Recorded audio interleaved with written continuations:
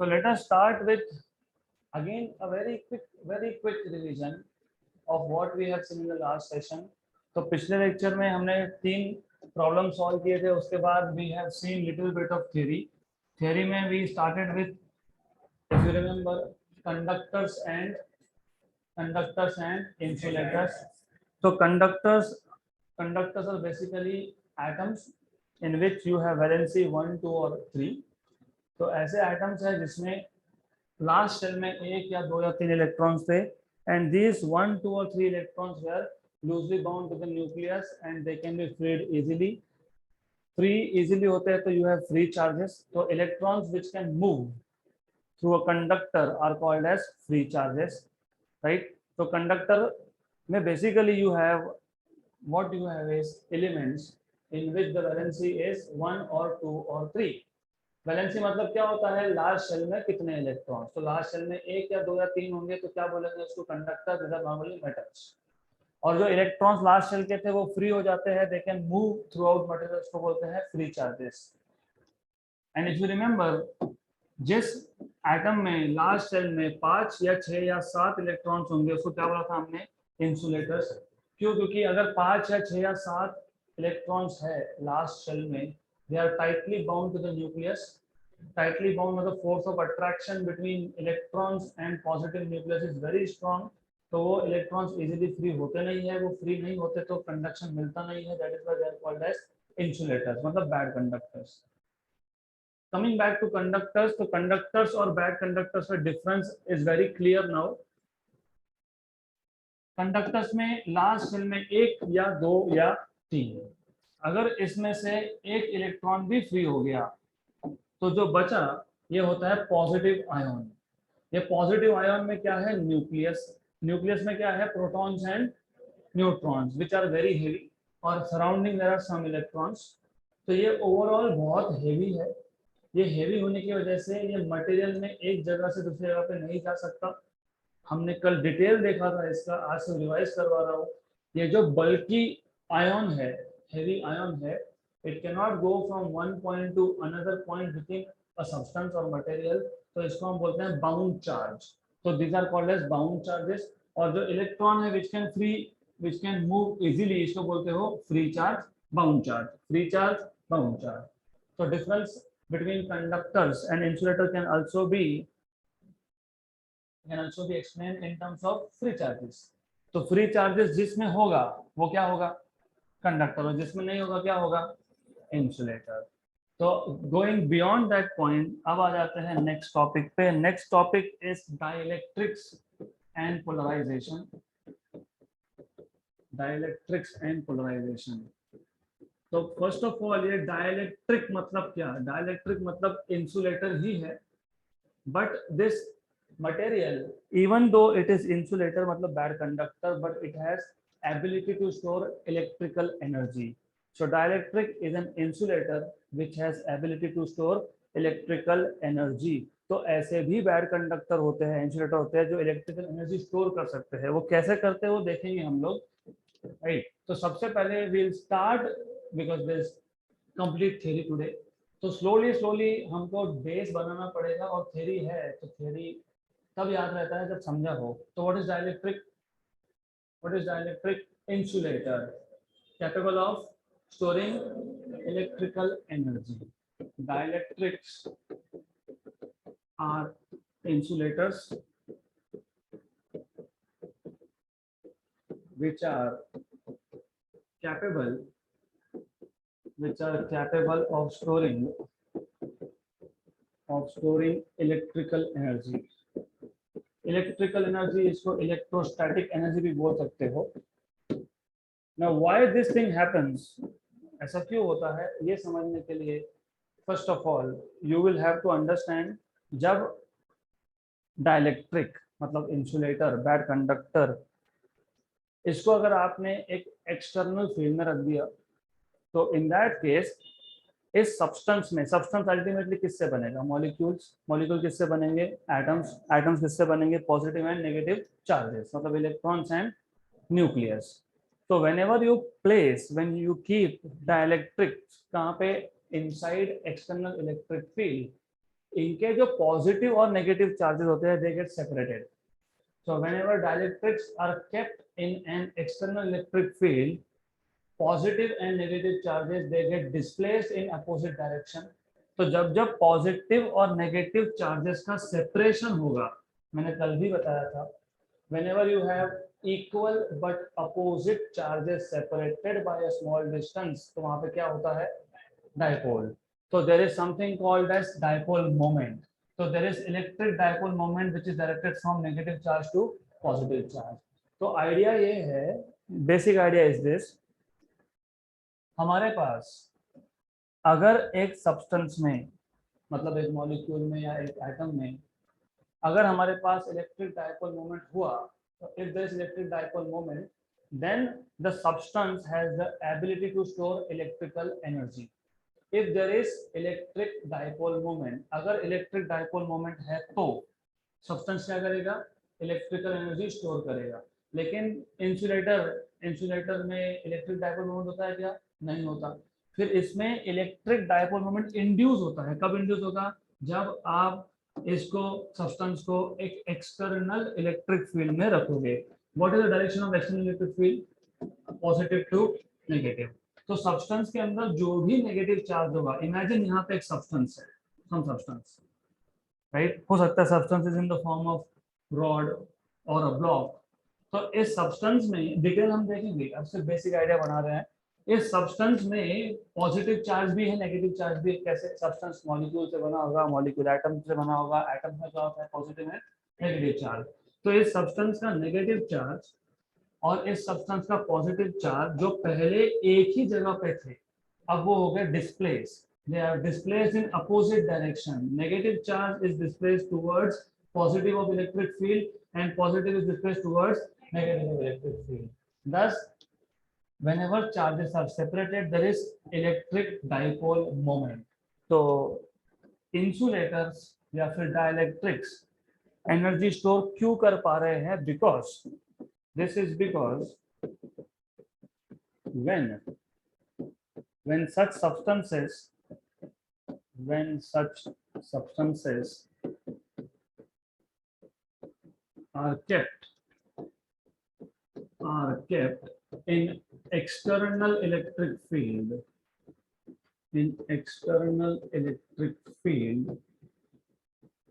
then their positive and negative charges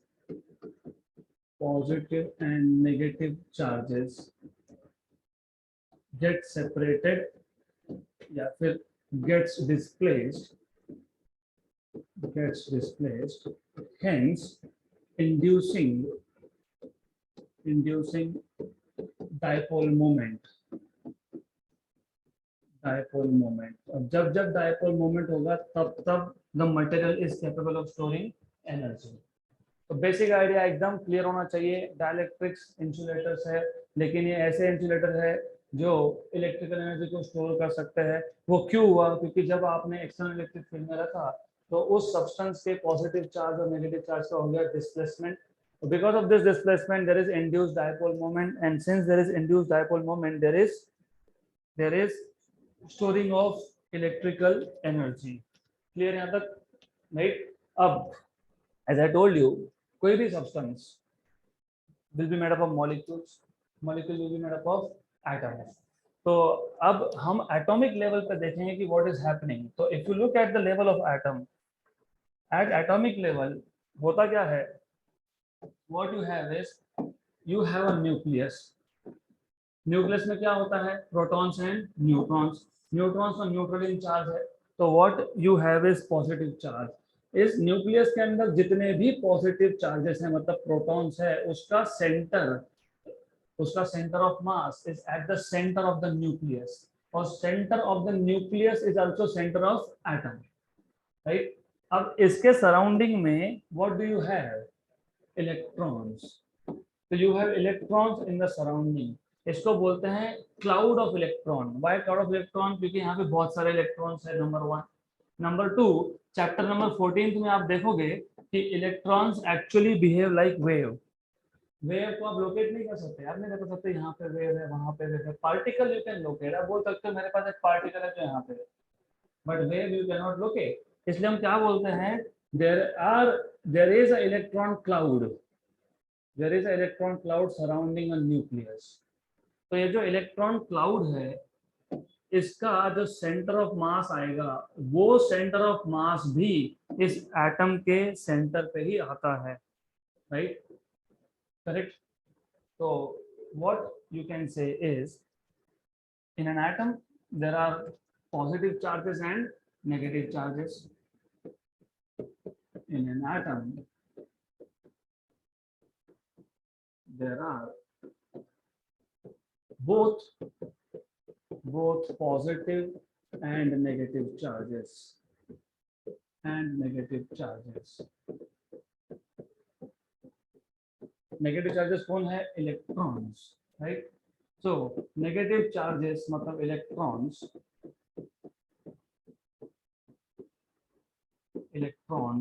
form a cloud, कहाँ cloud बनाया, surrounding, किसको surrounding, किसके सराउंडिंग में है electrons, nucleus, surrounding the nucleus, surrounding the centre या सराउंडिंग द न्यूक्लियस भी बोल सकते हैं, राइट। अब इनका जो सेंटर ऑफ मास है, तो the centre of mass of all the electrons, the center of mass of all the electrons is the center of negative charge, is the center of negative charge. Similarly, center of mass of all the positive charges कौन है, nucleus, nucleus में कौन है, proton, right? Similarly, the center of mass of all the positive charge of all the protons, बोलूंगा मैं यहाँ पे, of all the protons is the center of positive charge, is the center of positive charge. जिनको अभी भी नहीं समझ में आया, तो let us revise little bit of 11th standard. Centre of मास का कॉन्सेप्ट पता होना चाहिए. What is center of mass? Center of mass is a point inside a body at which, अभी inside a body कब बोलते हो, जब सिंगल बॉडी हो. Center of mass is a point at which whole mass of the body is supposed to be concentrated so as to apply Newton's laws of motion. क्योंकि Newton से 3 law थे और तीनों के तीनों लॉ ये point particle पे ही apply होता है. तो तीनों के तीनों, everybody stays at rest or in uniform motion unless an external unbalanced force applied to it. वो एनी बॉडी होता ही नहीं है, वो होता है any particle, right. Then to every action there is equal but opposite reaction, ये तीसरा लॉ था. लेकिन सेकंड क्या था, if you apply external unbalanced force, किस पे, to a particle, not to a body. तो न्यूटन्स लॉज किस पे अप्लाई होते हैं, पार्टिकल पे. पार्टिकल मतलब पॉइंट मास. तो हमने एक बॉल पे Newton's law of motion apply कर दिया, नहीं कर सकते. क्यों नहीं कर सकते, क्योंकि वो उसके लिए वैलिड नहीं है. तो फिर हमने क्या अज्यूम किया कि इस पूरे बॉडी में एक ऐसा पॉइंट होगा जहां पे पूरा का पूरा मास कॉन्सेंट्रेटेड होगा. मतलब मैं पूरे के पूरे बॉडी का मास एक पॉइंट में डाल सकता हूं. This is the idea, right. क्यों ऐसा, there is a lot of confusion here. वो इसके लिए मैंने इस पे फोर्स लगाया. फोर्स क्या प्रोड्यूस करता है, एक्सेलरेशन. लेकिन न्यूटन्स लॉज ऑफ मोशन क्या बताते हैं, एक्सेलरेशन ऑफ अ पार्टिकल. अब ऑब्जेक्ट पे तो आपने फोर्स लगा दिया, इसमें तो बहुत सारे पार्टिकल है. तो जब आप लिखते हो F equal to m a, तो किसका ए, कौन से पार्टिकल का है, पार्टिकल 1 का, particle 2, particle 3, particle 4, I don't know. इसलिए हम क्या बोलते हैं, सेंटर ऑफ मास का. तो सेंटर ऑफ मास को डिफाइन कैसे किया था, point at which whole mass of the body is supposed to be concentrated. ये इंपॉर्टेंट है. अब अगर मेरे पास दो ऑब्जेक्ट होंगे, if I have two objects of the same size, same mass, तो इन दोनों का सेंटर ऑफ मास कहाँ जाएगा, इस बॉडी का सेंटर ऑफ मास इसके सेंटर पे, ओके, इस बॉडी का सेंटर ऑफ मास इसके सेंटर पे, दोनों का सिस्टम का सेंटर ऑफ मास कहाँ आएगा? Eight the centre of the line joining the centres of the two masses, correct. अगर ऐसा हुआ कि एक ऑब्जेक्ट ज्यादा मास का है तो centre of mass is nearer to this object, right. यहाँ तक क्लियर? अब आइडिया ये है कि ये सब हम एटम्स पे कैसे अप्लाई करेंगे। मैंने इसलिए बोला अच्छे से बेसिक कॉन्सेप्ट पता होना चाहिए। ये था हमारे पास nucleus of an atom.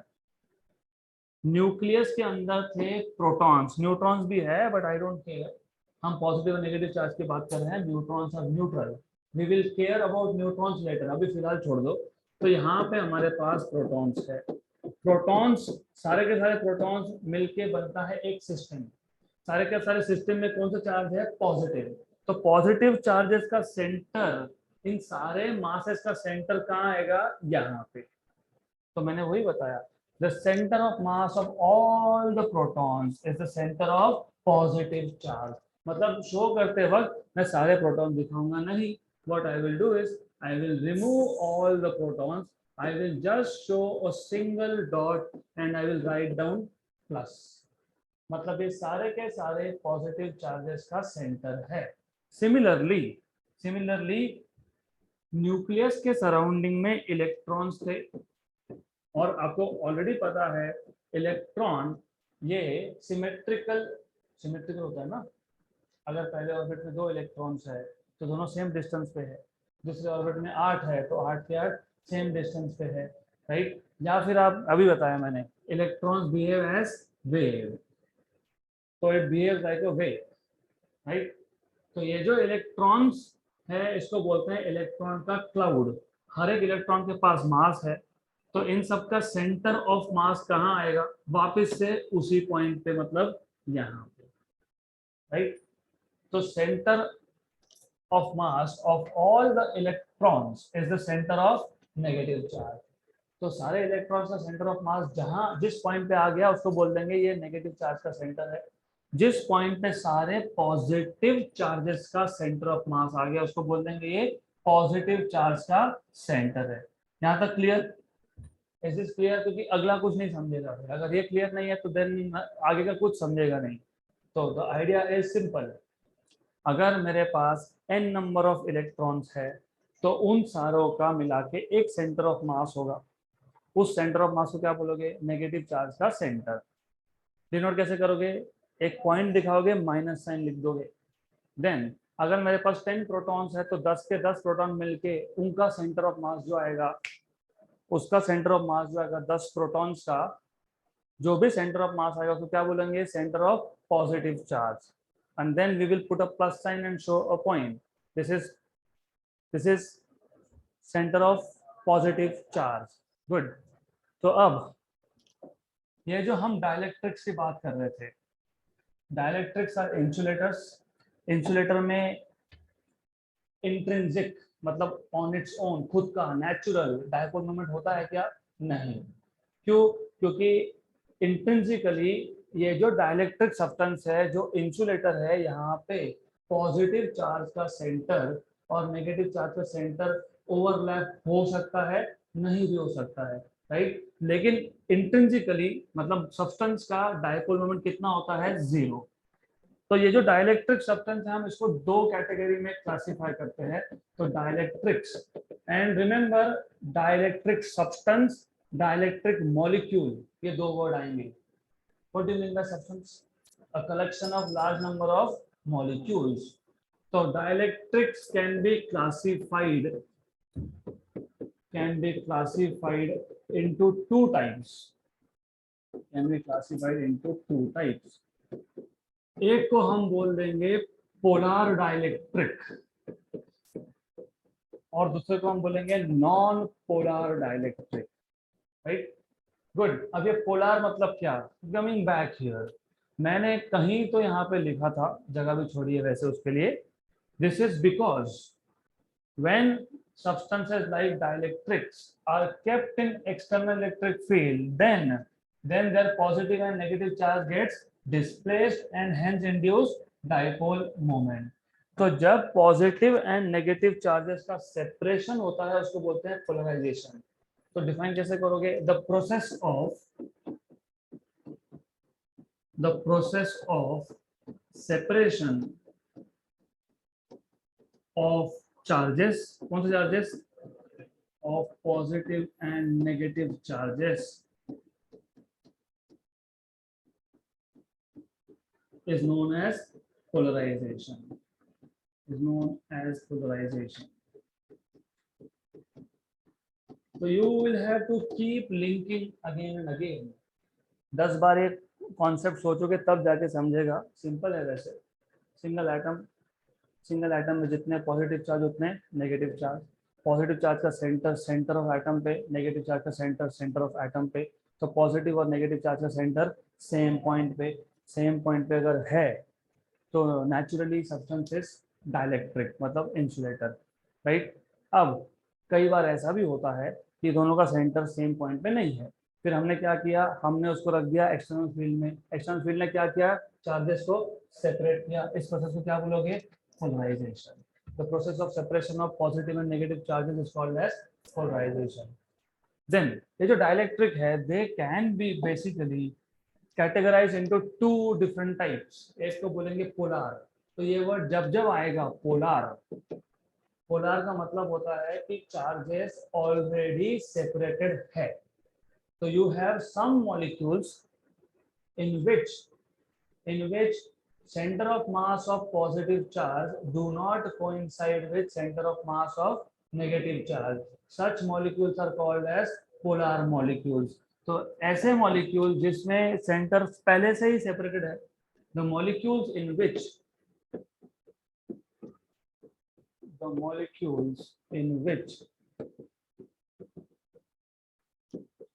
center of positive charge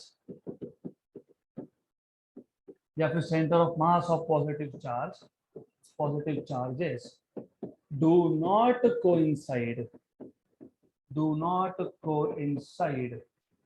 with center of negative charges, better to say negative charges, then such a molecule is known as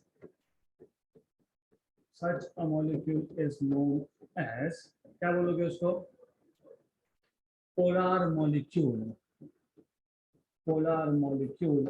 and the substance मतलब बहुत सारे मॉलिक्यूल्स एक साथ आना, and the substance made up of polar molecules is known as polar dielectric.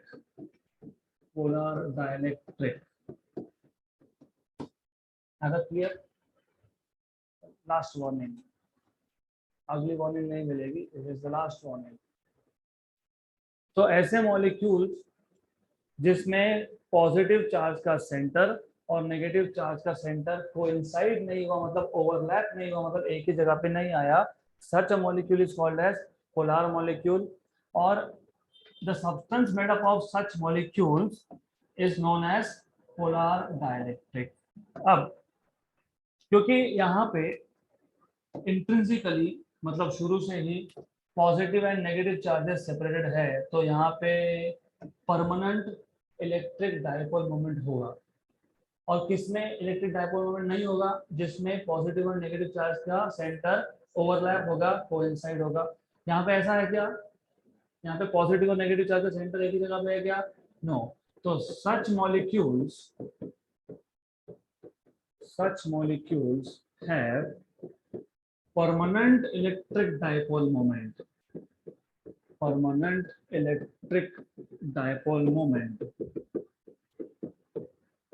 of the order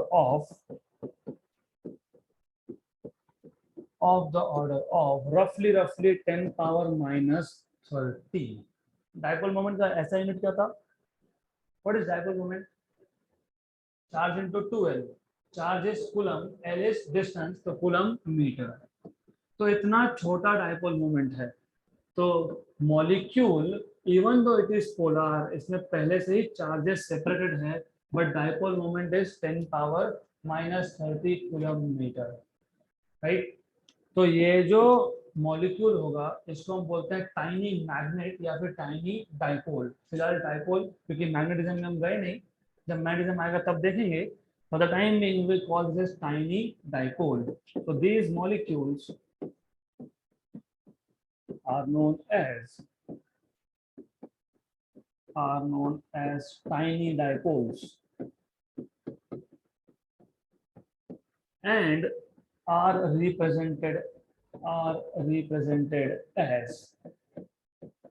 तो इसको अगर मुझे शो करना होगा, बताना होगा, क्योंकि बार बार लिखेंगे नहीं हम लोग ये डाइपोल, ये पोलर मॉलिक्यूल है, ये पोलर मॉलिक्यूल है, ये पोलर मॉलिक्यूल है, ऐसा बार बार लिखने की जगह पे हम एक एलिप्सॉइड शेप ड्रॉ कर लेते हैं। I hope you know what is ellipsoid, you know what is ellipsoid, अंडाकार, राइट, एक शेप, और एक जगह पे पॉजिटिव लिख देंगे, दूसरे एंड पे नेगेटिव लिख देंगे, तो this means charges are already separated. तो ये कौन सा मॉलिक्यूल, पोलर मॉलिक्यूल। अब क्वेश्चन ये है, बिकॉज अल्टीमेटली सारे के सारे मॉलिक्यूल्स एटम से बने, एटम, सारे एटम में पॉजिटिव नेगेटिव चार्ज है, हर एक एटम का पॉजिटिव चार्ज न्यूक्लियस में है, हर एक एटम में न्यूक्लियस सेंटर पे है, हर एक एटम में electrons they are around the nucleus. तो फिर ऐसा क्यों हुआ, किसी मॉलिक्यूल में पॉजिटिव नेगेटिव चार्ज सेपरेटेड, किसी मॉलिक्यूल में पॉजिटिव और नेगेटिव चार्ज का सेंटर एक ही जगह पे। It is because of symmetry. आपको ऑलरेडी पता है, मैं ask you what is symmetry of let us say H2O molecule, methane molecule, सुना है क्या, टेट्राहेड्रल, ऐसा कुछ सुना है? हाँ, तो इन दिस केस ये जो चार्जेस के सेंटर्स ऑलरेडी सेपरेटेड है, it is because the molecule is asymmetrical. Asymmetrical मतलब क्या होता है ये भी समझ लो। सो दिस मतलब polar molecules are asymmetrical. Asymmetrical मतलब हर एक डायरेक्शन में इक्वल डिस्ट्रीब्यूशन नहीं है। अब ऐसा क्यों हुआ, ऐसा इसके लिए होता है क्योंकि इस मॉलिक्यूल में ऐसा है, some atom is smaller, for example HCl, H में एक ही प्रोटॉन और एक ही electron, Cl is chlorine। what is electronic configuration of chlorine? Configuration 2h7। तो 17 इलेक्ट्रॉन्स है अगेंस्ट हाइड्रोजन में सिर्फ एक। तो डेफिनेटली मैंने आज इसके लिए स्टार्ट वहां से किया था। There was a reason behind asking you single body, इसका सेंटर ऑफ मास कहाँ पे, इसके सेंटर पे। Two bodies of the same mass, centre of mass कहाँ पे, in between, at the centre of these two. फिर मैंने पूछा कि उसमें से अगर एक मास बड़ा है दूसरा छोटा है, तो सेंटर ऑफ मास कहाँ पे, टुवर्ड्स द बिगर मास। अभी अभी आपने मुझे बताया HCl में H में एक ही इलेक्ट्रॉन है और Cl में 17 इलेक्ट्रॉन्स है। तो H का एक इलेक्ट्रॉन का सेंटर ऑफ मास, हाइड्रोजन के एक इलेक्ट्रॉन का centre of mass hydrogen atom के सेंटर पे, और इसके 17 इलेक्ट्रॉन्स का सेंटर ऑफ मास इसके सेंटर पे। फिर आप इन दोनों को भूल जाओ। अब डेफिनेटली यहाँ पे ज्यादा इलेक्ट्रॉन्स है, राइट, तो सेंटर ऑफ मास कहाँ शिफ्टेड होगा, towards. Similarly if you think of positive charges, तो पॉजिटिव चार्जेस में भी कहीं तो इसका सेंटर ऑफ मास आएगा। और ऐसा होता है कि नेगेटिव, पूरे मॉलिक्यूल की बात कर रहा हूं मैं, एक सिंगल एटम की नहीं। तो एज अ मॉलिक्यूल पूरे मॉलिक्यूल के नेगेटिव चार्जेस का सेंटर एंड पॉजिटिव चार्जेस का सेंटर वो सेम जगह पे नहीं आया। क्यों हुआ ऐसा, बिकॉज ऑफ असिमेट्री। असिमेट्री मतलब यहाँ पे H मतलब हाइड्रोजन बहुत छोटा था and chlorine was very large. So that is why in such cases, even though it is a linear molecule, linear ही होगा ना, दो ही एटम है, तो दोनों के दोनों मॉलिक्यूल एक स्ट्रेट लाइन में होंगे. तो इवन दो ये लीनियर मॉलिक्यूल था, फिर भी even in that case center of mass of positive charges and negative charges do not coincide. Hence, this molecule is polar molecule. और भी example है H2O. तो examples are many. हम सारे discuss नहीं करेंगे. Examples number 1. कौन सा? HCl. फिर कौन सा? H2O. Then ammonia NH3, methane, CH4, etc. etc. Correct? So a molecule in which center of positive charge and negative charge do not coincide is called as polar molecule, and the substance which is made up of polar molecule is called as polar dielectric. अगर charges separated है तो intrinsically हर एक मॉलिक्यूल के पास क्या है? Dipole moment. इस केस में कितना है? 10 power -30. 10 power -30 what? Coulomb metre. Right. Then these molecules are known as tiny dipoles, और उसको सिंबॉलिकली रिप्रेजेंट करते हो बाय ड्राइंग एन इलेक्ट्रोड. एक जगह पे प्लस लिख देना, दूसरी जगह पे माइनस. और ऐसा क्यों हुआ? Because of asymmetry, because polar molecules are asymmetrical. Then going to the next type of dielectric. अब पोलर डाइलेक्ट्रिक के बाद दूसरा टाइप कौन सा आएगा? Non polar. Simple.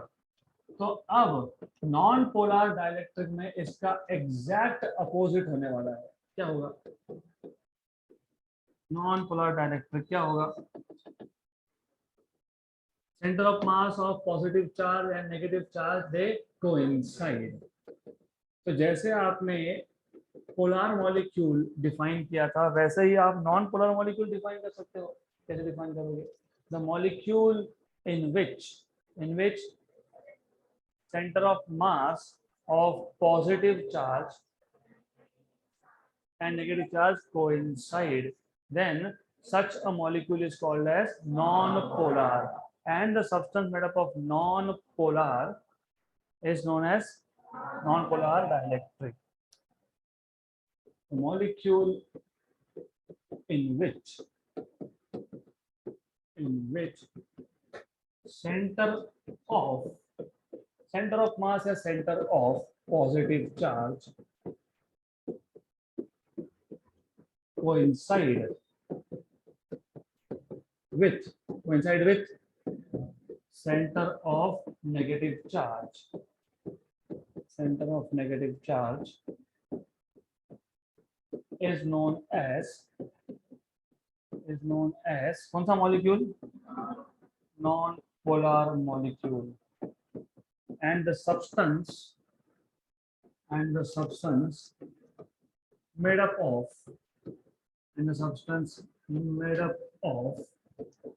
non-polar molecules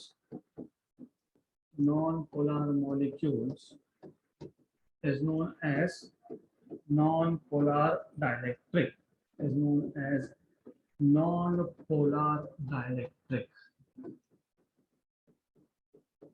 अब जैसे पोलर मॉलिक्यूल्स असिमेट्रिकल थे, नॉन पोलर मॉलिक्यूल्स सिमेट्रिकल होते हैं, जैसे H2N2O2, right. So these molecules have symmetrical shape.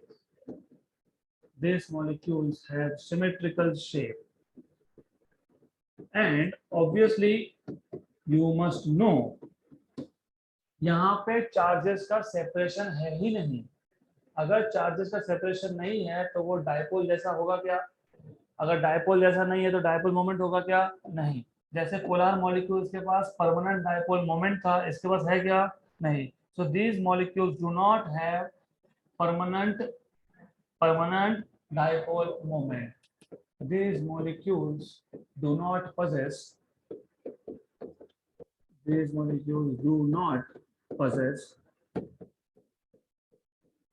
Permanent. Temporary हो सकता है, वो कब होगा आगे देखेंगे. do not possess permanent dipole moment, permanent electric dipole moment to be precise, क्योंकि फिर डायपोल मोमेंट मैग्नेटिक भी होता है। हम कौन से चैप्टर में है? इलेक्ट्रोस्टैटिक में। तो कौन से डायपोल मोमेंट की बात चल रही है? इलेक्ट्रिक डायपोल मोमेंट की। Examples H2N2O2 etc. H2N2O2 and if you see H2 ये लीनियर मॉलिक्यूल है क्योंकि दोनों एटम्स एक ही लाइन पे आएंगे। O2 ये लीनियर मॉलिक्यूल है, दोनों के दोनों एटम्स एक ही लाइन पे आएंगे। N2 ये भी लीनियर मॉलिक्यूल है, दोनों के दोनों मॉलिक्यूल्स एक ही लाइन पे आएंगे। कार्बन डाइऑक्साइड CO2 भी लीनियर मॉलिक्यूल होता है और वो भी कौन है? Non polar, right. गुड, यहाँ तक क्लियर? This is clear. तो ओवरऑल अगले टॉपिक पे जाने से पहले अब अगला टॉपिक होगा कि ऐसे सब्सटेंस को आप एक्सटर्नल इलेक्ट्रिक फील्ड में रख दो तो क्या होता है, वो देखेंगे। और इसको डिनोट करने का मैंने बताया नहीं, इसका जो सिंबल है वो भी देख लेते हैं। इसका सिंबल, इसके सिंबल को आप बहुत सिंपल रखते हो। आप एक सर्कल ड्रॉ करते हो, मतलब एक्चुअली स्फीयर ड्रॉ करते हो। यू ड्रॉ अ स्फीयर और इसके सेंटर पे प्लस और माइनस लिख देते हो, मतलब दोनों का चार्जेस का सेंटर क्या है? सेम है, राइट। यहाँ तक क्लियर? नाउ अगर हम पोलार या फिर नॉन पोलार डाइलेक्ट्रिक सब्सटेंस को एक्सटर्नल इलेक्ट्रिक फील्ड में रखें तो क्या होगा? We will see now. तो अगला टॉपिक होना चाहिए obviously, it should be polarization of a non-polar dielectric in an external electric field. Polarization, the process of separation of charges is known as polarization. किसको polarization बोलते हो आप? What is polarization? What is polarization? What is polarization? ध्यान यहाँ पे चाहिए। Simple topic, it will become difficult if you don't pay attention. One last time. This is the last time. I want to know, what do you understand by polar molecule? What is polar molecule? The molecules in which center of mass of positive charge. Wait, the center of mass of positive charge कहाँ से आया? क्योंकि nucleus में बहुत सारे protons थे, मतलब positive charges थे। अब बहुत सारे प्रोटॉन्स का बहुत सारा इंडिविजुअल मास होगा, हर एक प्रोटॉन के पास मास है। इसको एज अ सिस्टम इमेजिन करोगे तो इस सिस्टम का एक सेंटर ऑफ मास आएगा, क्योंकि यहाँ पे हम सिर्फ पॉजिटिव प्रोटॉन्स की बात कर रहे हैं। तो प्रोटॉन्स का सेंटर ऑफ मास जिस पॉइंट पे आएगा उसको बोलेंगे पॉजिटिव चार्ज का सेंटर ऑफ मास। न्यूक्लियस के बाहर इलेक्ट्रॉन्स होते हैं, they form cloud like structure. जितने भी इलेक्ट्रॉन्स हैं उन सबके पास भी क्या है? मास है। इन सारे मासेस का, इलेक्ट्रॉन के मासेस का एक सेंटर होगा, उसको बोलेंगे centre of mass of negative charges या फिर centre of negative charge, right. Polar में क्या हुआ? पॉजिटिव चार्ज का सेंटर और नेगेटिव चार्ज का सेंटर कोइंसाइड नहीं हुआ। तो इंट्रिंसिकली मतलब naturally, on its own charges क्या है? सेपरेटेड। जब चार्ज सेपरेट हो, और याद रखना हम एटम की बात करें या मॉलिक्यूल की बात करें, equal number of positive and negative charge होता है, और by definition equal but opposite charge separated by a small distance is dipole. तो ये मॉलिक्यूल कैसा दिखेगा? डाइपोल जैसा। अगर डाइपोल होगा तो क्या होगा? Dipole moment. तो ये जो पोलर मॉलिक्यूल्स थे इसका क्या है? डाइपोल मोमेंट कितना है? 10⁻³ हर एक मॉलिक्यूल का। ये सारे मॉलिक्यूल्स मिलके एक सब्सटेंस बन गए तो क्या बोलोगे? Polar dielectric, right. Then non polar मतलब पॉजिटिव चार्ज का सेंटर नेगेटिव चार्ज के सेंटर के साथ कोइंसाइड होना। तो नेचुरली चार्जेस सेपरेट है क्या? नहीं। तो डाइपोल मोमेंट होगा क्या? नहीं। तो जीरो डाइपोल मोमेंट है, राइट। यहाँ तक क्लियर। और जो सब्सटेंस आपने बनाया नॉन पोलर मॉलिक्यूल से उसको क्या बोलोगे? Non polar dielectric. अब हम एक एक करके दोनों को, नॉन पोलर को भी और पोलर को भी, एक्सटर्नल इलेक्ट्रिक फील्ड में रखेंगे to see how it behaves. तो इमेजिन, तो I will start with first, we can take any case first, पहले आप नॉन पोलर की बात कर लो, ठीक है। तो पोलराइजेशन ऑफ, पोलराइजेशन से स्टार्ट कर रहा हूं। पोलराइजेशन का मतलब है सेपरेशन, मतलब अब चार्जेस सेपरेट होने वाले, पहले नहीं थे अभी होंगे। Polarization of non polar dielectric, लेकिन कब हुआ ये separation? Inside an external electric field, inside an external electric field.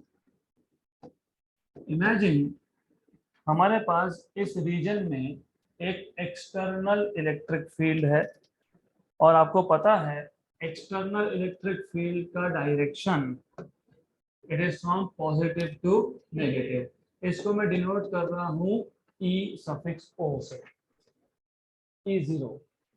This is starting point of capacitance. Capacitor हमको देखना है, what is capacitor, how does it work, how does it store energy. तो remember, जब कुछ नहीं है मतलब air या वैक्यूम है, तो नॉर्मली सफिक्स लगता है 0, एप्सिलॉन 0। वो था परमिटिविटी ऑफ फ्री स्पेस। ये E0 electric field in absence of any dielectric substance, यहाँ पे कोई डाइलेक्ट्रिक सब्सटेंस नहीं है, तो इलेक्ट्रिक फील्ड कितना है? E0। इसको मैं E एक्सटर्नल भी बोल सकता था, बोल सकते हो एक्सटर्नल है, लेकिन क्योंकि कुछ नहीं था तो एयर था, एयर था तो सफिक्स क्या है? 0। तो आगे इस टॉपिक के आगे जहां जहां पे सफिक्स में 0 आए, मतलब value of that quantity in presence of air और वैक्यूम। अगर मैंने लिखा V0 मतलब क्या? Potential in presence of vacuum और एयर। अगर मैंने लिखा C0, C is for capacitance, तो capacitance in presence of air और वैक्यूम, वो बाद में देखेंगे हम, but just to tell you now, हमारे पास एक सब्सटेंस है नॉन पोलर डाइलेक्ट्रिक। तो we have a non polar dielectric substance, and obviously you must know कि कोई भी एक मटेरियल, एक सब्सटेंस किससे बनेगा? अल्टीमेटली मॉलिक्यूल से। अब मैं दो केसेस ड्रॉ करता हूं यहाँ पे, let me draw two different cases. In one case, ये जो नॉन पोलर डाइलेक्ट्रिक सब्सटेंस है, it is outside electric field, ये इलेक्ट्रिक फील्ड के बाहर है, मतलब अभी तक मैंने इलेक्ट्रिक फील्ड नहीं लगाया। तो अकॉर्डिंग टू द नोटेशन हमने डिनोट कैसे किया था? हमने एक स्फीयर ड्रॉ किया, और इस स्फीयर के अंदर हमने क्या दिखाया? Positive and negative charge at the same location. तो जब सब्सटेंस बनेगा तो सब्सटेंस में ऐसे बहुत सारे नॉन पोलर मॉलिक्यूल्स आएंगे। You have billions of such non polar molecules, और सारे के सारे मॉलिक्यूल्स में, in each of this molecules, what do you see? सारे के सारे मॉलिक्यूल्स में चार्जेस का सेपरेशन नहीं है, पॉजिटिव चार्ज और नेगेटिव चार्ज का सेंटर एक ही जगह पे। This diagram is in absence of external field. ये आ गया इन absence of external field, in absence of E0, correct? Clear यहाँ तक? Then इसी सब्सटेंस को, सेम स्लैब को, सेम सब्सटेंस को मैंने रख दिया एक्सटर्नल इलेक्ट्रिक फील्ड में। तो what will happen now is, external electric field direction is from positive to negative. तो इसमें इस डाइलेक्ट्रिक मॉलिक्यूल का जो नेगेटिव चार्ज का सेंटर होगा, it will start getting attracted towards positive, मतलब opposite to the direction of electric field. तो whenever non-polar dielectric substance is kept in an external field, in that case negative charges of the molecule, they get displaced opposite to the direction of electric field, and positive charges they get displaced in the direction of electric field. तो यहाँ पे charges का separation होना start हो गया, correct? Next question is, कब तक charges separate होंगे? होते ही रहेंगे क्या? There is something called as restoring force, जो आप चैप्टर नंबर 5 में सीखोगे, राइट? और आपने 11th में भी सीखा है, चैप्टर नंबर 5 में ही सीखा है, इलास्टिसिटी। तो जब आप एक मटेरियल को स्ट्रेच करते हो, उस मटेरियल के अंदर के जो एटम्स या मॉलिक्यूल्स होते हैं, they start attracting each other. Stretch किया, मॉलिक्यूल्स आर गोइंग अवे। ये एक्सटर्नल फोर्स को क्या बोला था आपने? Deforming force. और जैसे ही आपने एक्सटर्नल डिफॉर्मिंग फोर्स हटा दिया, व्हाट हैपेंस इज, बिकॉज दो मॉलिक्यूल के बीच में एक फोर्स जनरेट हुआ था, because of that force the molecules again start moving towards each other, correct?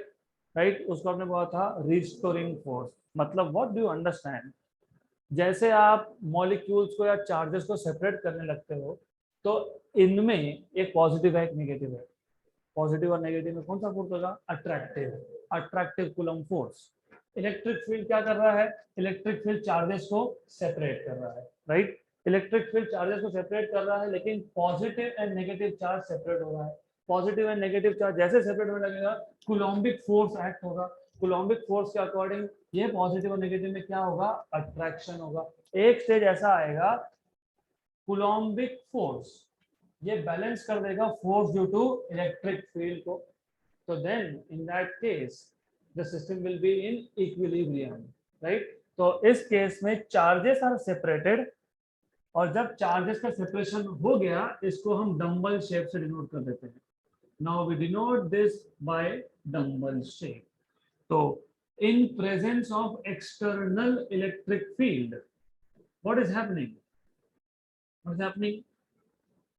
In presence of external electric field, centers of negative charges of non-polar dielectric, they will be displaced in the direction opposite to that of field, and positive charges will be attracted in the direction of electric field, thus developing a net electric dipole moment। क्योंकि charges का separation होना मतलब क्या होना? Dipole moment generate होना। तो dipole moment generate हो गया, and obviously as you can see, इस स्लैब का एक सरफेस, यहाँ पे सारे के सारे नेगेटिव चार्जेस जमा हो गए, और यहाँ पे कौन जमा हो गया? पॉजिटिव। तो इसका मतलब एक सरफेस पे नेगेटिव चार्जेस इंड्यूस हुए, दूसरे सरफेस पे पॉजिटिव चार्जेस इंड्यूस हुए। इसको बोलते हैं induced charges due to polarization, right? अगर एक्सटर्नल फील्ड नहीं होता तो ऐसा होता क्या? इसलिए क्या बोलते हैं? इंड्यूस्ड। इंड्यूस मतलब something happening because of a reason here.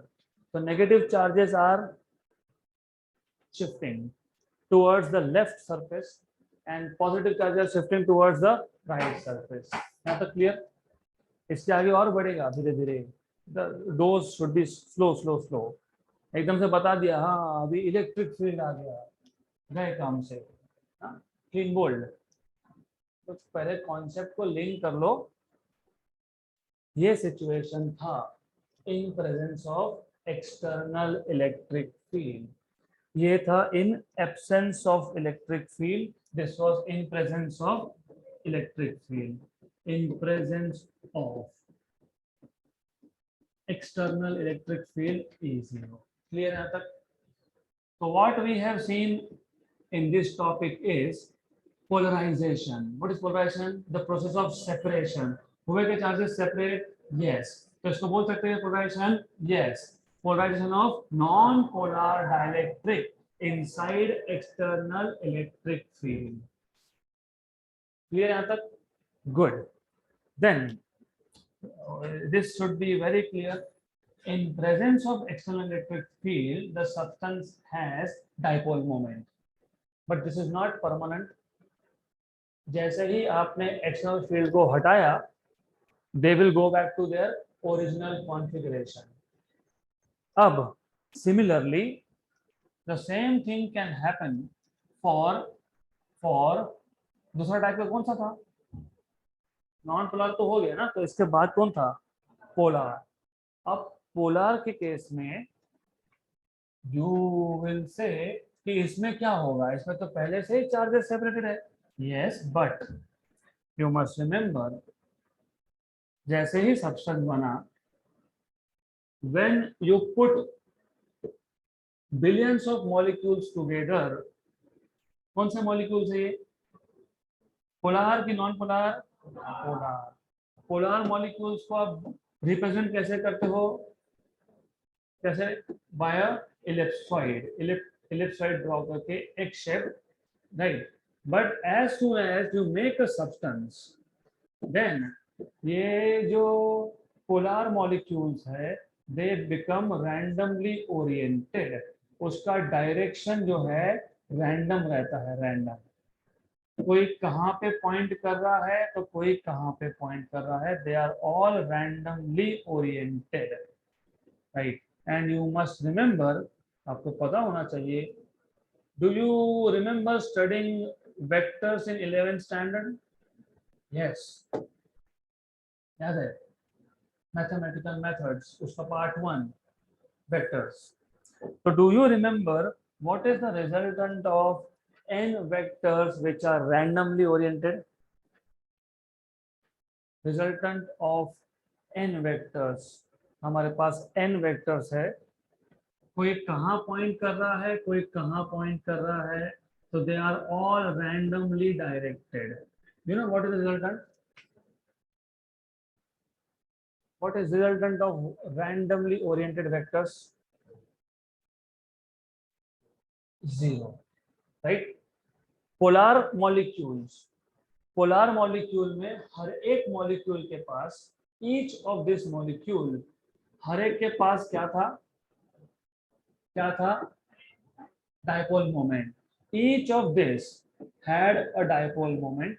लेकिन do you remember, dipole moment is a vector quantity. Yes, इसका मतलब ये सारे के सारे dipoles are vectors, and all this vectors are randomly oriented. What is the resultant of randomly oriented vectors? 0. So what is the net dipole moment here? 0. तो 0 कैसे हुआ, ये ऐसे हुआ, हर एक के पास तो था लेकिन सबका मिलके हो गया 0। तो there is cancellation of electric dipole moments. Good. तो चाहे वो नॉन पोलर डाइलेक्ट्रिक सब्सटेंस हो या फिर वो पोलर डाइलेक्ट्रिक सब्सटेंस हो, दोनों के दोनों इन absence of electric field they have 0 net dipole moment. ये भी और ये भी, right, both of them has 0। अब इसके साथ भी वही होगा जो नॉन पोलर के साथ हुआ। क्या होगा, जैसे ही आपने इसको एक्सटर्नल इलेक्ट्रिक फील्ड में रखा, the moment you keep this in external electric field, जैसे ही आप इसको एक्सटर्नल इलेक्ट्रिक फील्ड में लाए, इन that case what will happen is, पहले तो इलेक्ट्रिक फील्ड का डायरेक्शन पता होना चाहिए, फ्रॉम पॉजिटिव टू नेगेटिव। ये पॉजिटिव है, ये नेगेटिव है, ये E0 फील्ड है। अब because of external field what will happen is, ये जो एक डाइपोल है, किसका डाइपोल है, पोलर मॉलिक्यूल का, इसका नेगेटिव कहाँ अलाइन हो गया, opposite to the direction of electric field. इसका पॉजिटिव और दूसरे का negative, they will attract each other. तो minus plus and again minus, then बाकी सारे के सारे all of this will be aligned in the same direction. तो यहाँ पे हो गया परफेक्ट अलाइनमेंट। तो even in that, in this case, जैसे पिछले केस में था, पिछले केस में सिर्फ इतना था कि इनिशियली हर एक मॉलिक्यूल के पास डायपोल मोमेंट नहीं था, क्योंकि हर एक मॉलिक्यूल का पॉजिटिव चार्ज का सेंटर और नेगेटिव चार्ज का सेंटर ओवरलैपिंग था, कोइंसाइड था। इलेक्ट्रिक फील्ड में चार्जेस के सेंटर सेपरेट हुए, negative charges they are aligned opposite to the direction of field and positive aligned in the direction of the field. यहाँ पे, जैसे यहाँ पे एक सरफेस नेगेटिव हो गया बिकॉज सारे के सारे नेगेटिव चार्जेस है, तो यहाँ पे भी ये सरफेस क्या हो गया, नेगेटिव, और ये सरफेस क्या हो गया, पॉजिटिव। तो in presence of external electric field, in presence of external electric field, what is happening, charges तो सेपरेट हो गए, what about net dipole moment? Non zero in case of polar या in case of non polar, in absence of electric field, what is net dipole moment? Zero. Here it is zero. Zero in absence, दोनों cases में in absence of external electric field, net dipole moment is zero. Here also zero. In presence of external electric field, here charges get separated, center of charges, and then you have one side negative, another side positive. So substance develop net dipole moment यहाँ पे भी और यहाँ पे भी. So you can say both polar and non-polar dielectric substances, they develop net electric dipole moment in presence of external electric field. Clear यहाँ तक? पक्का? नो. तो दोनों का मोर और लेस सेम ही सिचुएशन है. अब गोइंग वन स्टेप बियॉन्ड, इससे और एक स्टेप आगे जाते हैं, क्योंकि ये अभी स्टार्ट हो गया बेसिक ऑफ कैपेसिटर. तो कैपेसिटर के लिए सब पता होना चाहिए. ये समझेगा तो कैपेसिटर का सारे फॉर्मूला समझेंगे, नहीं तो कुछ नहीं समझ में आएगा. तो क्या हुआ ओवरऑल क्या हुआ? ओवरऑल ये हुआ कि हमारे पास था एक एक्सटर्नल फील्ड, इसका डायरेक्शन था प्लस से माइनस, इसको मैं बोला था E0. देन चाहे वो सब्सटेंस पोलर हो या फिर वो सब्सटेंस नॉन पोलर हो, कोई फर्क नहीं पड़ता, B it polar B it non polar, लेकिन दोनों ही केसेस में, in both the cases what you have is the same thing. तो दोनों ही केसेस में क्या हुआ? जो इलेक्ट्रिक फील्ड के डायरेक्शन में साइड है, यहाँ पे कौन सा चार्जेस जमा हो गए? पॉजिटिव. इंड्यूस्ड पॉजिटिव चार्जेस, यहाँ पे इंड्यूस्ड नेगेटिव चार्जेस. करेक्ट? जब जब पॉजिटिव और नेगेटिव चार्ज का सेपरेशन हो, वहां पे इलेक्ट्रिक फील्ड भी होता है. तो यहाँ पे एक इलेक्ट्रिक फील्ड बन गया. और what is direction of electric field? Positive to negative. इसको मैं बोल दूंगा इंटरनल इलेक्ट्रिक फील्ड, और वो क्या था? External electric field. Correct? Clear? यहाँ तक clear? Now do you see external electric field is from left to right and internal electric field is from right to left. Are these two vectors oppositely directed? Yes, but they are not of the same magnitude. एक का strength ज्यादा है, एक का कम है. इसका मतलब material के अंदर मुझे अगर नेट फील्ड निकालना है, नेट इलेक्ट्रिक फील्ड, तो डू यू रिमेम्बर, मेरे पास अगर एक वेक्टर है ए बार और मेरे पास अगर दूसरा वेक्टर है B bar, and both of these vectors have same magnitude but opposite direction, what is resultant?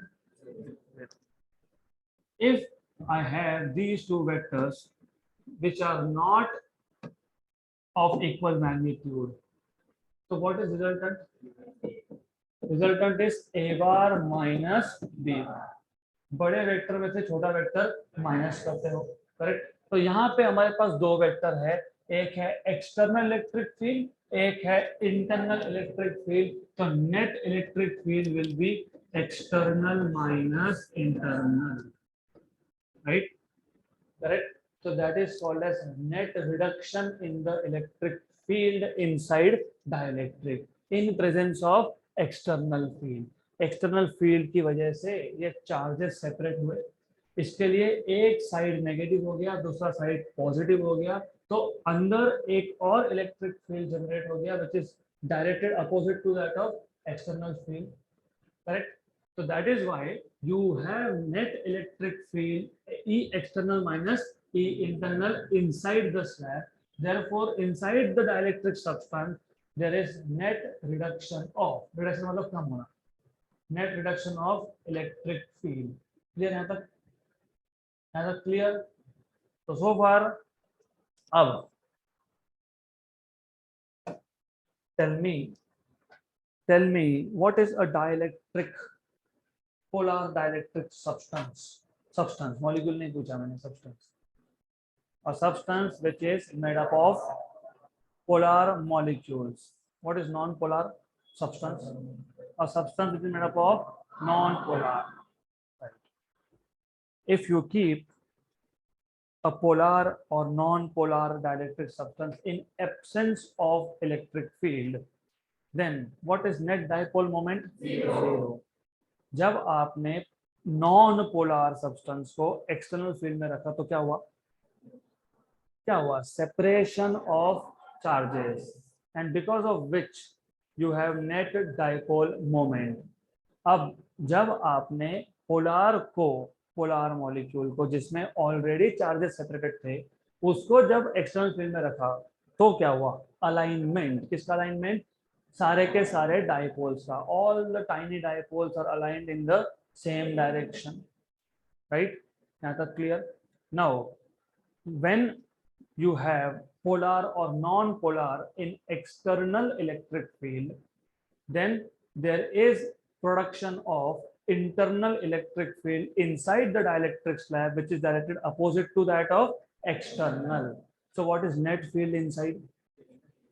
E external minus E internal. तो नेक्स्ट लेक्चर में आने से पहले ये सारा बेसिक्स करके आना, अदरवाइज कैपेसिटर कुछ नहीं समझेगा.